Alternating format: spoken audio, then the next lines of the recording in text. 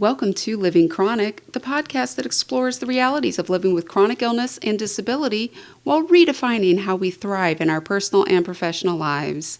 I'm your host, Brandy Schantz, a disabled veteran and chronic illness warrior, here to discuss the challenges, triumphs, and untapped potential of life with a chronic condition. Before we dive in, please take a minute to hit the subscribe button on whatever platform you're listening. Now, let's change the way we think about disability together. Hi, this is Brandy Schantz, and you're listening to Living Chronic. Today I'm here with John Register. He is a fellow U.S. Army combat veteran, a Paralympic silver medalist, a keynote speaker, an author, motivational speaker, so many things. So welcome, John. I'm so happy that you're here today. Oh, Brandy, I am so excited to be with you today. Thank you for having me on your show. You know, I told you I love having fellow veterans on the show. We have such a unique perspective. We all have a very similar experience in some way, shape, or form. And of course, Veterans Helping Veterans is so much about what I do and what gets me up in the morning. And I know you the same, because the first time I heard you speak, it was at a veterans event in the DC metro area. And I loved, you told me your story, you told the whole room your story, but I was really drawn in because since I have gone through my own journey with disability, I have noticed that everybody comes up to me to tell me that I'm an inspiration. And I say, am I though? Because honestly, I just woke up this morning and said, well, I can either live or die. So let's make that choice and put one foot in front of the other and just keep living. And you've told some great stories about what it's like to be a disabled person and, being that inspiration. Because on paper, you are inspirational. And of course, I've heard you speak. You are inspirational, but it could be for different reasons. You're an Army combat veteran. You were well on your way to the Olympics training, and then you lost your leg in a horrific accident, and you came back. So tell me a little bit about that story and how you view being that inspirational character to people in the world. Yeah, great question. I've laughed a little bit because there's two kind of ways to look at inspiration. So before I get into that, I'll kind of give the audience kind of my background on how I got to this moment. Thanks for teeing that up. I was a world-class athlete, ran for the University of Arkansas, 4-time track and field All-American, and went to the Olympic trials twice, once in 1988, once in 1992, in the 110-meter high hurdles long jump in 88, and then the 400-meter hurdles in 92. That was the time I really found myself. I found my event. I was now in the United States Army serving in the World Class Athlete Program, as well as Operation Desert Shield, Desert Storm. I came back from that conflict without a scratch. And when I was training for my third Olympic trials in the 400-meter hurdles, I misstepped a hurdle, dislocated my left knee, severed the artery behind my kneecap, and then 7 days later elected to have an amputation. So there was my first kind of, life is going along great. I'm going to become a military officer. I'm going to do 20 years in the military. And I lost 2 careers with one wrong step. Mm-hmm. So think about that. That's a traumatic thing that happens. What's next? What's your identity in this? So I started seeing some things. My wife, Alice, she said, we're going to get through this together. This is just our new normal. And mm-hmm. that was really a beginning, a rebirth of our marriage. It was you never know what you have until challenges and trauma impacts your life. So I picked up, retooled, started swimming for physical therapy, ended my service in the military, started working for them as a civilian at the United States Army's Community and Family Support Center. And 7 years later, I had made the Paralympic swim team, and then went to Sydney, Australia, learning how to run and jump on an artificial leg, and won the silver medal in the long jump in Sydney. So that, it's kind of the athletic career comes full circle. I've now worked with military vets, so I found the parallel paths. But the United States Olympic Committee saw this progress and said, hey, could you come on in and help us rethink this, our youth program for children with disabilities? And I was just beginning to understand and find out about people with disabilities and how they are really kind of shunned in society. Even though we say that things are going on great, we see the commercials with Toyota and, mm-hmm. and some of these amazing things now. But what happens is employment doesn't really rise to the top, and it's interesting for that. So I started what became known as and founded what became known as the Paralympic Military Sport Program. This program worked with wounded, ill, and injured service members to use sports as a tool for their rehabilitation. So I was running these two parallel programs, and the one was taking off. The military program was going like gangbusters, Mm-hmm. but the youth program was stagnant. And I was trying to figure out why the military program was going so fast, but the same people with disabilities, like abilities that were civilian, weren't moving. And I found that it came down to what Dr. Harry Edwards says. He's a sociologist out of Cal Berkeley. He says there are three things that need to happen in order for sustainable change to take place. The first is you have to have a dependable and developed pipeline of talent. Mm-hmm. So you have to have a talent base. So I had a talent base with inside the military. They were scattered in the youth program. The second thing you have to have is a persistent and a pervasive demand, somebody that is advocating for the talent that you have. Mm-hmm. So with the military, we had the military units and the military, the Army, Navy, Air Force, Marine Corps at the time, and Coasties. They were elevating and trying to get their service members back to the highest level of functionality. Whereas I didn't have a talent pipeline and I didn't really have an aggregate of people that were moving the youth folks forward. It was more mom and pops that were doing it. Their kid has a disability, so they want something for their kid. They build a program, and they have these stovepipes that happen all over the United States. And then third, the institution that's being impressed upon the change actually has to want to change. So the military was one that wanted to change, and so we had a good pipeline. We didn't know what we even had with the youth program. So that brings me into kind of in building this program out, the word inspiration. Mm-hmm. And I think it's relevant here because there's kind of two tracks. One is the passive, kind of aggressive nature of the word, in that people will say, "Oh, I'm so sorry for you. I don't know how you do it. I don't know how you live your life. Yes. I could never do what you did." Yep. And it's kind of like one of these things where it's so disheartening that we put our fears onto other individuals to elevate ourselves. Mm-hmm. What we're really saying is, I'm glad I'm not like you. I'm glad I'm Exactly. not like in your situation. I'm Mm-hmm. glad I don't have a chronic disease like you have. I'm going to sympathize with you and not empathize with you. Mm-hmm. So that's the inspirational piece on that. In my life, when I was an Olympic class athlete and I set a record or had a fantastic event, a sports reporter or a maybe a sports agent from television, they would come out and they would report on my feat. And in that time, I made the sports page or the on the news in the sports section. But when I became a Paralympic athlete and did set a record, if they sent out a reporter, I would become the human interest story. I would become the inspirational story, right?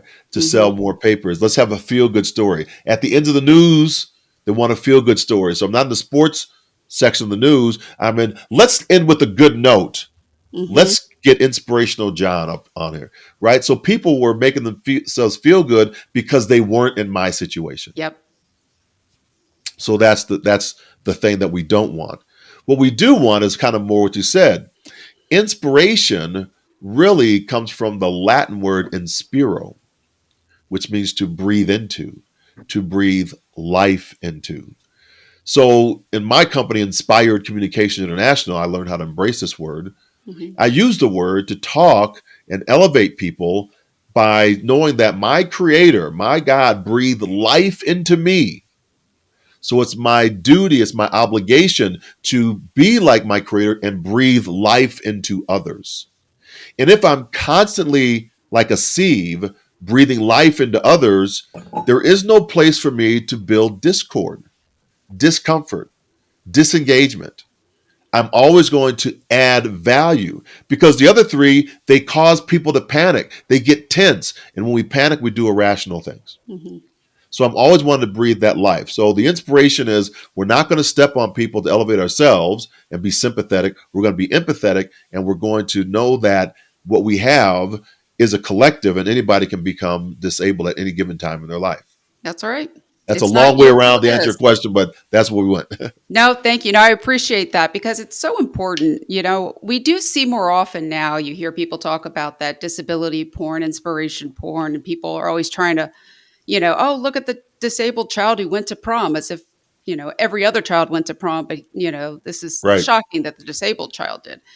Um, and learning to deal with that once you're on that side. Nobody prepares you for it. There isn't, a step by step instruction. There's nowhere you could go and say, okay, what do I do to deal with this now? And what I loved most about your speech that you gave, you really put things into a context, and you did in your best way give a step by step instruction on how do I deal with this. So it wasn't just, hey, look at me, and then I won the silver medal, and I see so many of those. And when I speak myself, I try not to do that because, okay, we get it. Things went bad. You're trying to be happy. Glad for you.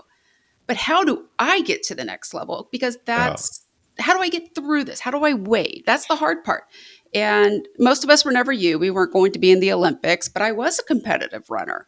And when they told me, well, you probably will never run again, I said, well, I don't want to accept that. And I didn't know how to shift my thinking. Yeah. Same with my career.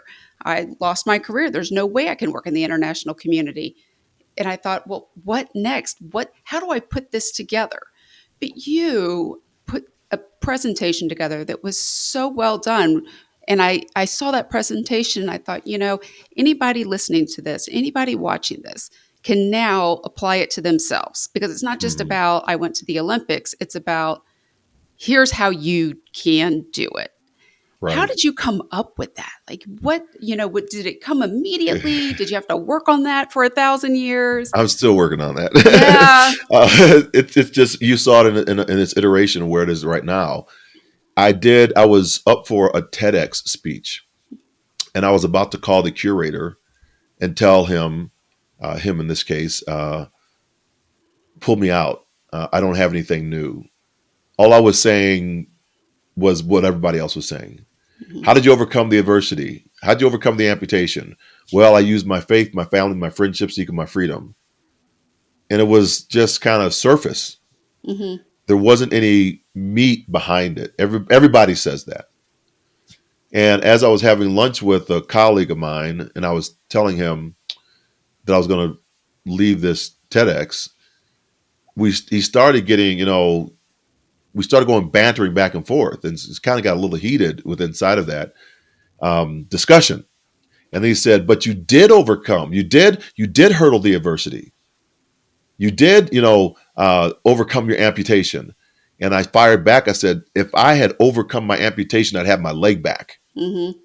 And then we both kind of sat back and we said, "Oh, I think there's a thread there." Mhm. Because we both went, "Oh, right." And everybody does that. They go, "Oh, right."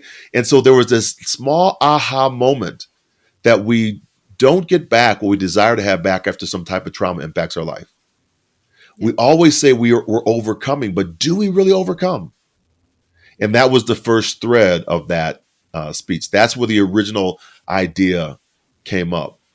Now I used my hurdles as metaphors for three hurdles we must overcome to move ourselves from a reckoning moment, which is the realization that things will not go back to the way they were, Mhm.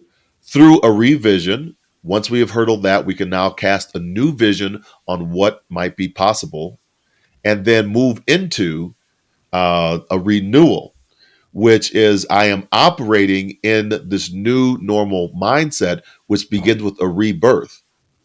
Everything is new. I'm not an expert. Just Mhm. because the doctor took my leg off does not mean I'm an expert amputee. I have to Right. learn these things. So I need to give myself space and grace to grow. So it's just the model that I went through. There's many other models out there. It's the growth mindset model by Carol Dweck. It's Dr.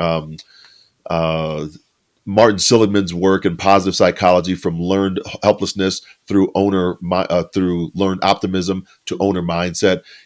That's the closest ones they worked with. But this was my journey. This is how I understood it to be, and I can frame it because other people understand those other frameworks. So I just say it's the reckoning. We got to hurdle the reckoning. Hmm. We need to hurdle the revision, and we need to hurdle the renewal, and that equals the pathway forward. And I'm glad you pointed that out, because the gap between going from on my back, not even able to do anything with one leg, to 7 years later winning a silver medal, that is not everybody's path. Right. And so to some people will see that as a great success when that was just the way I chose to show up. Hmm. But each one of us has our own path that we're on, and you don't have to have an athletic path. Maybe your path is get back to playing the piano, or my background over here, I have a cello. I play cello. So there's might be other things that you want to you desire to do. So can you find the parallel paths that maybe I can't run with two legs, but I can use an artificial leg?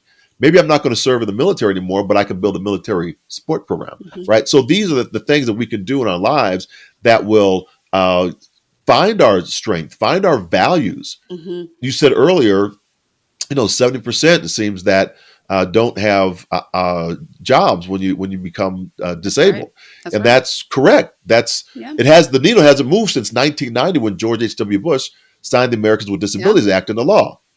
So we still at sit about the same number. So why is that? It's because of it's stigma. It's I don't Yes. want to be around a person that looks like this, acts like this. I just don't understand, and we shun people that we Yes. don't understand because we want to again elevate ourselves. I'm better than Hmm. this person over here. They couldn't possibly do what I think they could do because I couldn't do it if I were in their situation. So that's the pathway, the framing that you were sharing, and I share with your audience.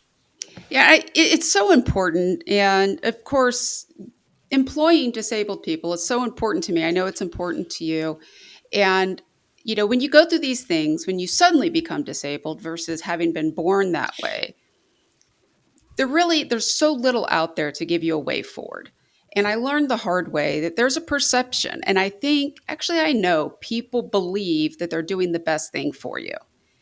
And the perception is, oh, you now can no longer do what you used to.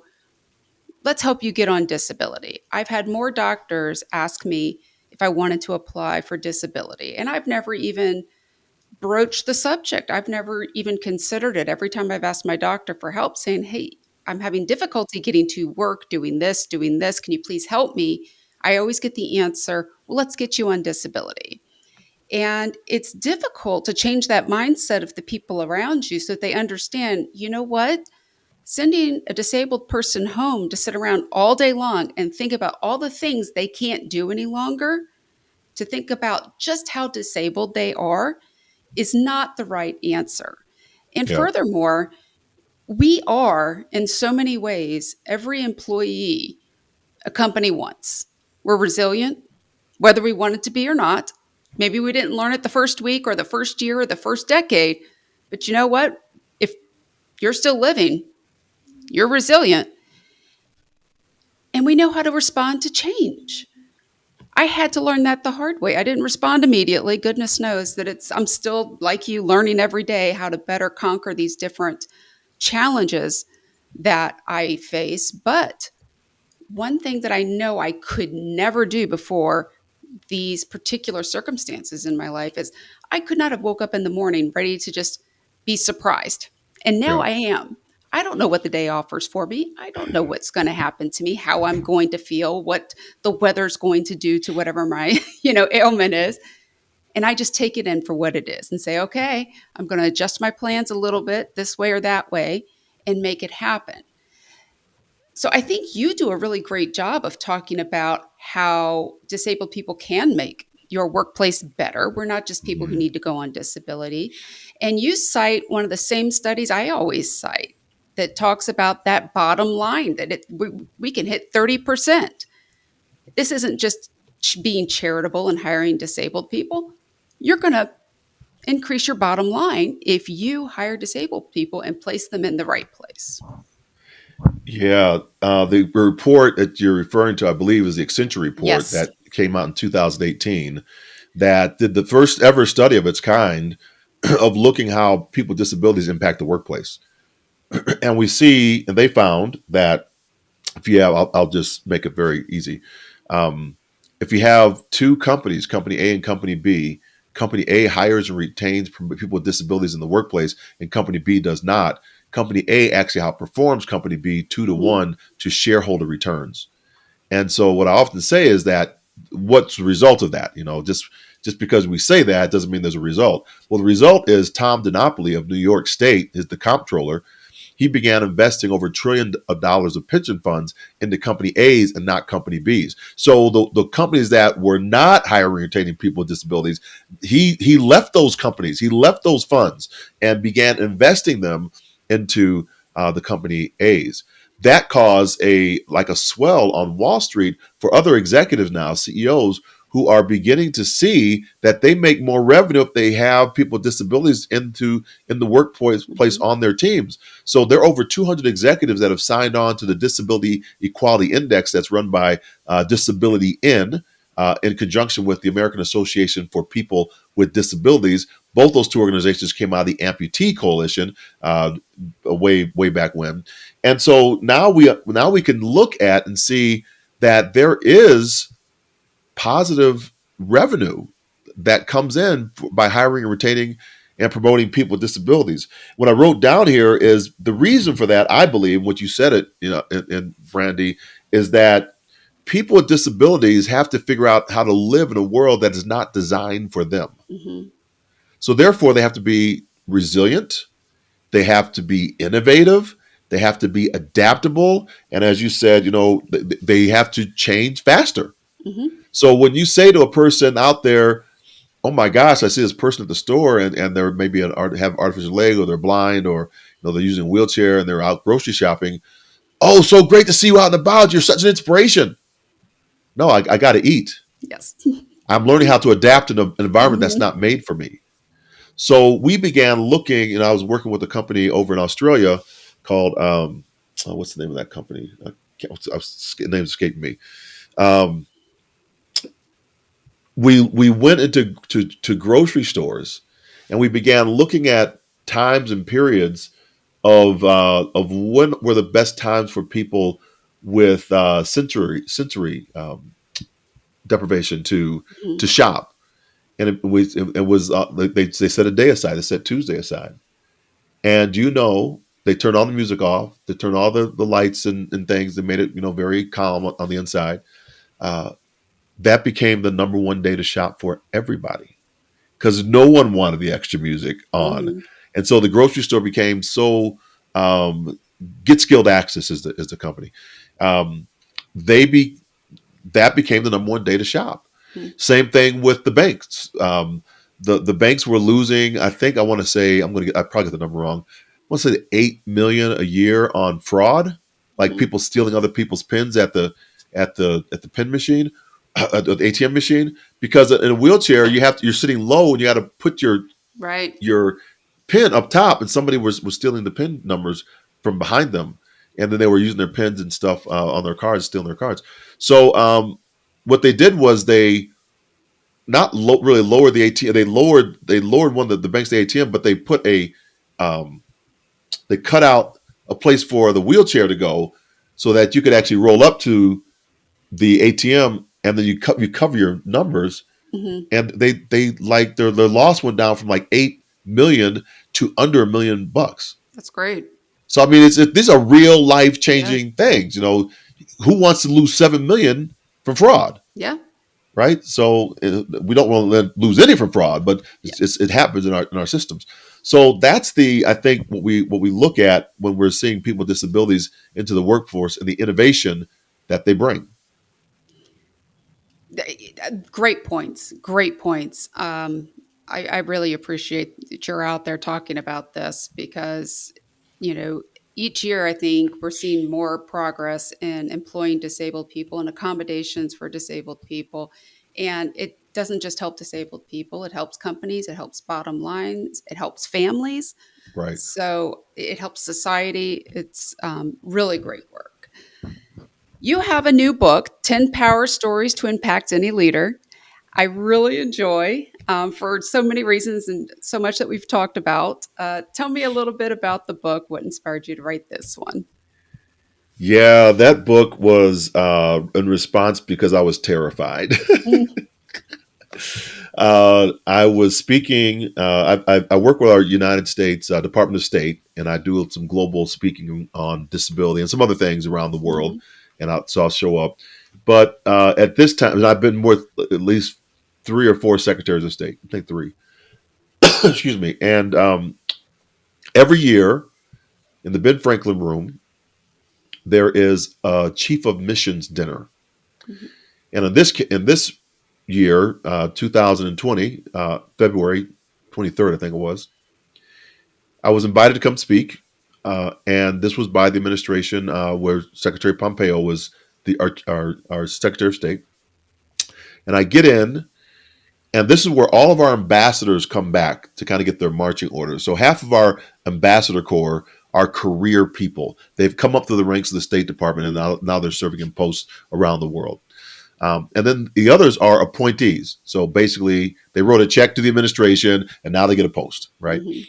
So I was in that room, and a lot of those career people were being, or both sides, were being kicked out of their countries and invited to leave. Why?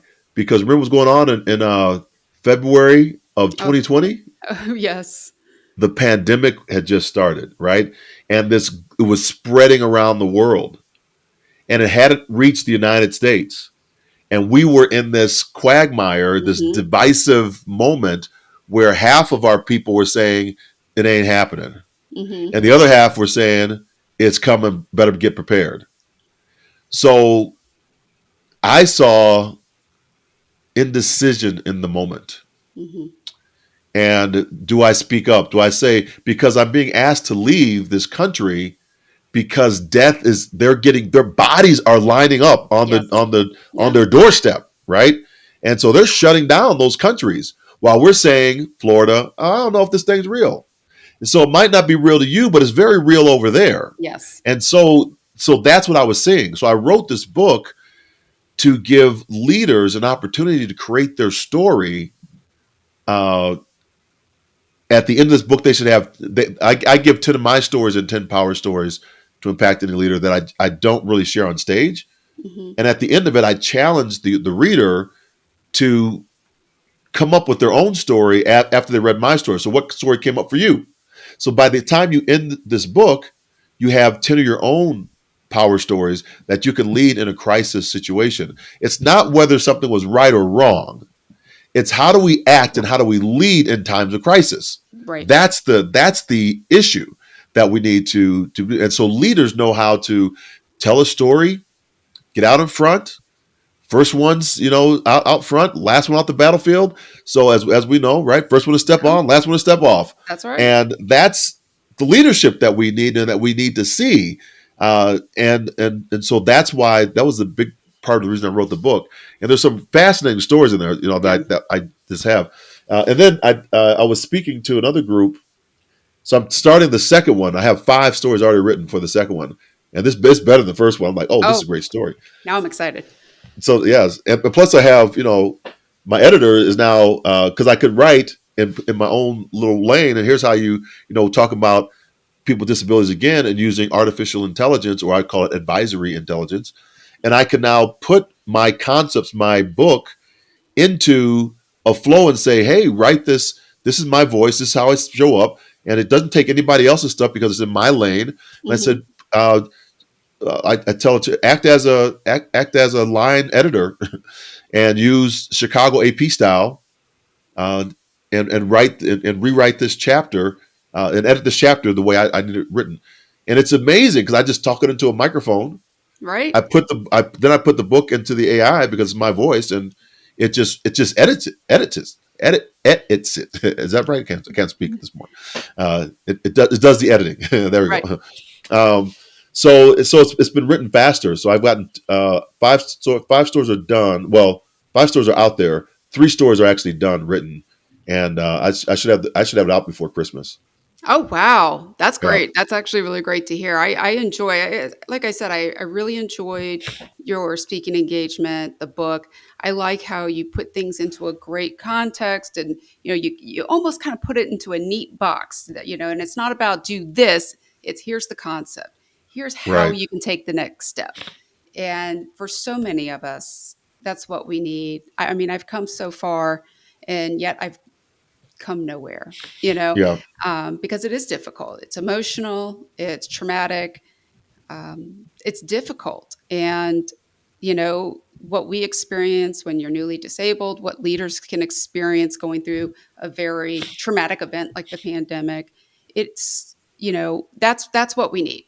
That's what Mm. we need. We need to figure out how do we help people by giving them a context of here's how you pick up the left foot just this much. Now move it forward. Now place it down. And it does help because you're also dealing with the emotion of what you're going through. You and I are similar in that we are so fortunate in life that we have wonderful spouses who were standing next to us and picking us up when we needed it and helping us move forward. So many Absolutely. people don't have that, or I think for chronic illness, the statistics pretty terrible. It's around 50%, if not Mm. higher, of all significant others leave after somebody becomes chronic chronically ill. So, Yeah. knowing that we have that privilege in our life makes it a little bit easier. It's so important for people who don't. Well, we're all in a tough spot. All of us, every day we wake up, everybody in this world. What do Yeah. we do next? So I really enjoy how you put things into context. I really do. So excited about that book. I know everybody can find that on your website, johnregister.com. You also have something new coming up, Beehive. Tell me what that is. Tell me about it. So yeah, Beehive. Uh, I was sitting in a. I'm always trying to learn, right? And I had a course, and I'm very transparent, so I'm going to be very transparent in this show. I was trying. I knew I had something that all these folks were following me, and I wanted to give them something, for leadership. Some people were asking for it, and when I put it together last year, I tried to do it myself. Failed miserably. It was horrible.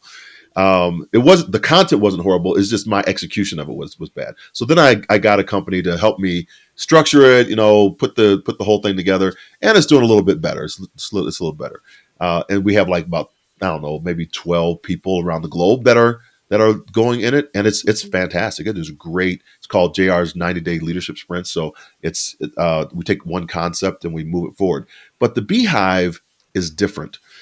This I think people are just not. They're kind of tired of newsletters. Mm-hmm. It gets a sense of I don't know. It causes some emotion to come up. I don't know why. I like them. I like the 1440 and all this stuff. But I decided to put together a video think letter. And here's how it works. On Wednesday, I do a podcast that I've interviewed these executive leaders, and I take what they shared and I put it into what, why, and how. And so, what is this? What are we talking about? Why is this important? And that becomes what everybody will get on this Beehive account, right? So they get this in their inbox on Sunday. And then for those that jump to the premium level, I give the how. So I do some thinking about how do we actually execute against this. As you were saying, I think in these different terms, right? So Mm-hmm. you get my strategies for actually implementing some of these things with the other account, and then I packaged in there the 90-day leadership sprints. So you get all this stuff right for an entire year for extremely low price. And it's really good because we're starting to get some amazing conversations on the inside of that think letter. Mm-hmm. And it started so well that after 2 weeks, like 1440, which is like the Gutenberg, printing press comes out. It's an unbiased news, right, from all over the world. It's just the facts of the news. That's it. No politics inside of it, which is great. So I've subscribed to it because like the early bird that I used to get from the Pentagon. It's just the news around the world for the day, and you just read it. You're done in like 3 or 4 minutes, and you're kind of up to speed on everything that's going on. So they reached out and said, "We love what you're doing here. We want to support it." And so actually, well, after this show is airing, we won't be able to do it. But there's like this buy that they did with us on like a collaboration, and I was like, Mm-hmm. "Holy cow!" So I think this is like the next level of what's coming for us, which is actually already here. But they're growing their platform, and we're excited to be on it. And you can get there by just going to johnregister.beehive. Beehive is spelled BEEHIIV.com. So like the B and then two, instead of HIV, it's just HIIV. That's how they spell hive. So yeah, and sometimes I think I put HTTPS ://. But that's what we're doing, and it's rocking. I mean, we love it. I think we have a little over 6,500 people that are on right now. And yeah, we're just going to grow that platform. Everything goes in the Beehive. You can get you can see my entire speech. I put it all out there. So if you're looking for a speaker and I think you need to do your due diligence, look at speaker reels, but know that a speaker reel is only evaluating how good an editor is, because everybody can put together a great speaker reel if they got a good editor. That's You right. need to look at the entire speech. So go look at the entire speech and then make your decision, right? You need to know how, if a fire alarm goes off, how does that speaker actually handle? How does the speaker handle a heckler or whatever, Yes. right? So in a demo reel is not going to show you that. So that's my pitch. It's good, and so I thank you for letting me share that, Brandy. I'm a big fan. Like I said, I really enjoyed everything, the speech, the book. I can't wait for the next book to come out. You really are breathing life into the disability community, and I greatly appreciate that. Thanks so much. I appreciate you. Thank you for being on. Of course, we're going to have all of John Register's information in the podcast notes, and hopefully we can get you back on the show again. Thank you, John. Thanks, Brandy. Thank you so much for listening to this episode of Living Chronic. If you could please take a moment to rate and review and share this podcast, this is the best way to help this platform grow and create a community. In the meantime, you can follow along all the social platforms with the handle at Brandy Schantz on Blue Sky and X, and Chronically Brandy Schantz on Instagram and Threads. Don't forget to check out my website, brandyschantz.com. Have an amazing week and see you next time.